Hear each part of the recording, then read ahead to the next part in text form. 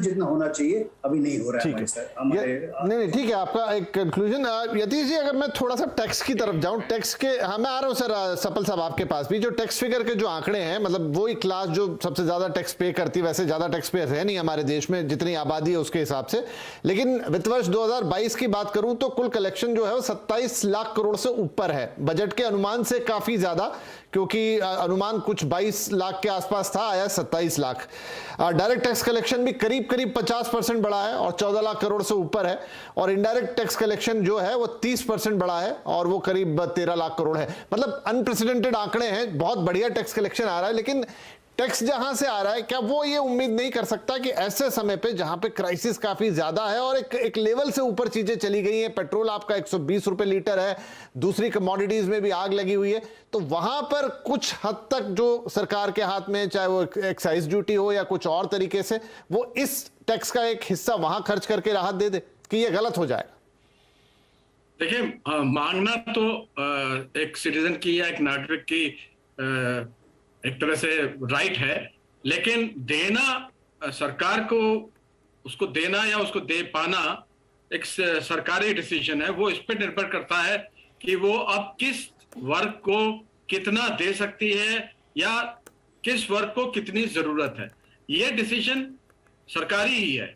अब अगर जिस आदमी के पास खाने की पैसे नहीं है और उसको खाना पहुंचाना ज्यादा जरूरी है, वर्सेस उस आदमी को देना जिसके पास जो पेट्रोल की वजह से शायद घूमने नहीं जा पा रहा या बाहर नहीं जा पा रहा, तो ये डिसीजन मिडिल क्लास हर समय इस डिसीजन में लूज करता है। ये हिंदुस्तान की असलियत नहीं है, ये टैक्स पेयर की दुनिया भर में यही असलियत है कि जो टैक्स पे करता है वो अपनी सुविधा के लिए टैक्स पे नहीं करता, वो टैक्स पे इसलिए करता है क्योंकि जो लोग टैक्स पे नहीं कर पाते उनको सुविधा देनी है।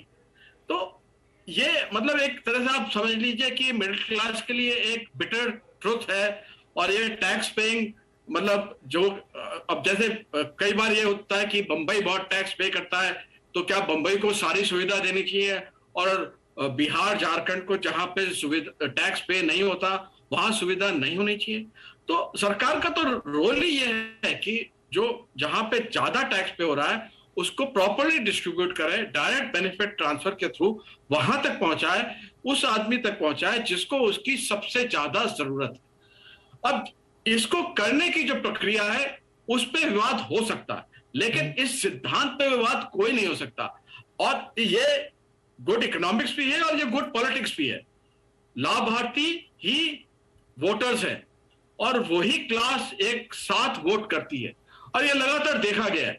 तो सरकार को ये कह देना कि आप अपने लाभार्थी के लिए या अपने वोटर के लिए काम मत कीजिए या मेजॉरिटी वोटर्स के लिए काम मत कीजिए, आप एक तबके के लिए काम कीजिए, वो मिडिल क्लास है या वो रिच क्लास है, क्योंकि वो रिच क्लास आपको ज्यादा इन्फ्लुएंस कर सकता है, या मिडिल क्लास वो ज्यादा बोल सकता है या उसकी शेयर ऑफ वॉइस ज्यादा है। ये कह देना अपने आप में मूर्खता होगी, क्योंकि पॉलिटिकल क्लास उसी को करेगी जो उसको इकोनॉमिकली और वोटर क्लास में बड़ा होगा। और हमारे देश अभी डेवलप्ड कंट्री तो है नहीं कि सब लोग एक समान है या सब लोग संपन्न हैं।